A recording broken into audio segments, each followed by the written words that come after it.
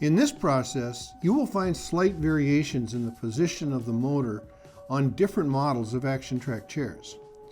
If available, you'll find the procedure much easier and safer from an elevated surface, in particular a platform that allows the tracks to spin freely. Before we get started, let's quickly review the tools you'll need to complete this procedure. For your safety and anyone working with you, always shut off power at the joystick before starting.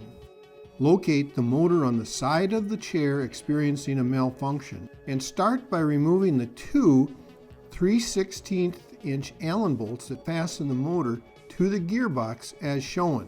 While removing the last bolt, make sure you have a firm grip on the motor before it is fully detached. Determine if the motor coupler is on the shaft or remains seated in the gearbox. A quick inspection will often determine if the problem is with this coupler or within the motor. If it is the coupler, simply replace the defective piece, sliding it onto the motor shaft or seating it into the gearbox. Slight twisting of the motor will achieve proper fit. Once firmly seated, reinstall the two 3/16" Allen bolts. Next, we'll test the motor. Be sure that your chair's tracks are free to spin. Return power to the motors using the joystick control.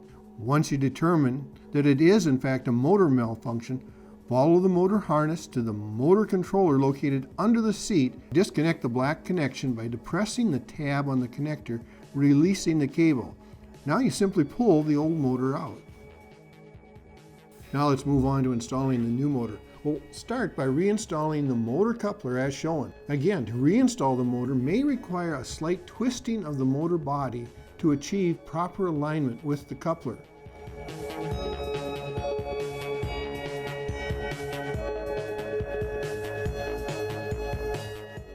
Once the motor is seated firmly, reinstall the two bolts using a 3/16" Allen wrench. Next, reconnect the motor harness following the same procedure as we used earlier. When reconnecting, listen for a solid click and check the connection with a slight tug. To wrap this project up, return power to the joystick and make sure the brake lever on the back of each motor is flipped to normal operation. Congratulations! You should once again have a fully functional Action Trackchair.